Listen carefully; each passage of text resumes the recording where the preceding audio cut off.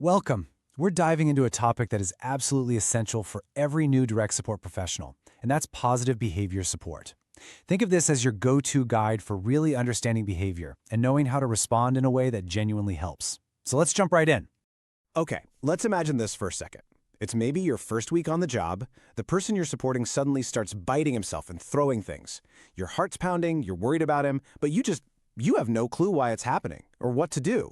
You just feel stuck. It's a really stressful situation, right? And if you've ever felt that kind of uncertainty, you are definitely not alone. So the real question is, where do you even start? Well, to answer that, we've got to understand that the whole world of behavior support has gone through this huge shift. Seriously, the old rulebook, it's gone. We're working with a completely new and, honestly, a much more human way of looking at things. So let's break that down. The old way basically saw a challenging behavior as just a problem that needed to be stopped, usually with some kind of punishment after it already happened. It was all about reacting. But the new way, positive behavior support, it totally flips that on its head. The focus now is on support, not punishment. And it all starts with this one powerful idea. Behavior isn't the problem, it's communication. So our job changes from just reacting to something to becoming an investigator and figuring out why it happened in the first place.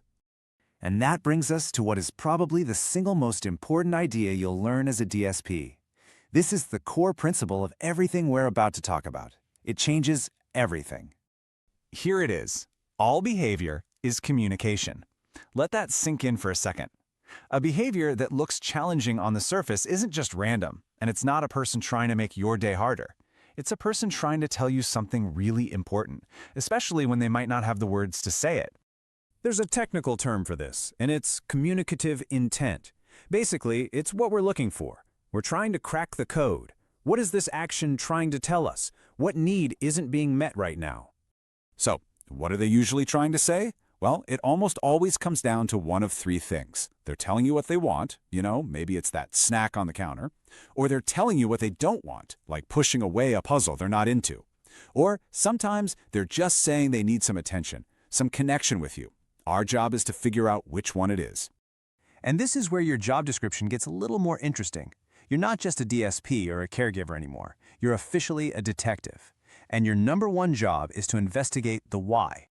Your mission, should you choose to accept it, is to look right past the behavior itself and find that hidden message. You're searching for clues. You start asking yourself questions like, what was happening right before this? What happened right after? What did the person get, or maybe get out of, by doing what they did? Now, when do we need to put on our detective hat? Well, we call a behavior challenging when it's really getting in the way of a person's life. Sure, that can mean it's causing physical harm or damaging things, but it's often more subtle than that. Is it stopping them from learning something new? Is it causing other people to label them or maybe keep them out of social events? If the answer is yes, then it's time to start investigating. And a huge part of being a good detective is looking in the mirror, looking at our own actions. Just think about it for a second. If someone barked an order at you, do this now, you'd probably dig your heels in. But if they asked respectfully, you'd be way more likely to help. It is the exact same for the people we support. Our tone, our timing, how we respect their choices, that can either prevent a challenging situation or sometimes it can actually be the trigger.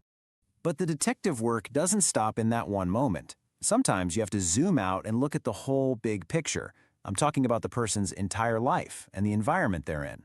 And this right here is so important. If someone's basic needs for a good life aren't being met, that can create this constant underlying stress that leads to all sorts of challenging behaviors. It's often not about the little thing that just happened, but a much bigger issue simmering under the surface.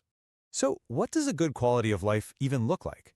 Well, it's built on these core values. Ask yourself, does this person have real choices every day? Do they have good relationships? Are they healthy and feeling well? Are their rights being respected? And at the end of the day, do they feel satisfied? A no to any of these is a major clue in your investigation. And we also have to investigate the actual physical space. Could the room be too loud, too hot, too crowded and chaotic? Something as simple as the buzz from a fluorescent light can be really overwhelming and uncomfortable for some people. The environment is never just neutral. It's either helping or it's making things harder. Okay, wow, we have covered a lot of ground. We've shifted our whole perspective, and we've put on our detective hats. So now, let's put all of this into a simple, practical toolkit that you can actually use every single day. Here it is, your 5-step toolkit. It's simple, but it is so powerful. Number 1, always start by reframing what you see as communication.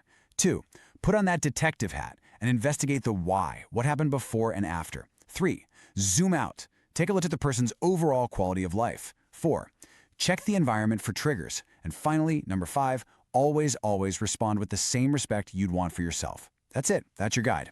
So I want to leave you with this question. This isn't just stuff to know. It's about what you can do. Thinking about the people you support right now. What is just one small change you can make, maybe even on your very next shift, to better understand what someone is trying to tell you? Maybe it's just offering one more choice or pausing for an extra 10 seconds to really listen. Because that one small change, that could be the key that unlocks everything.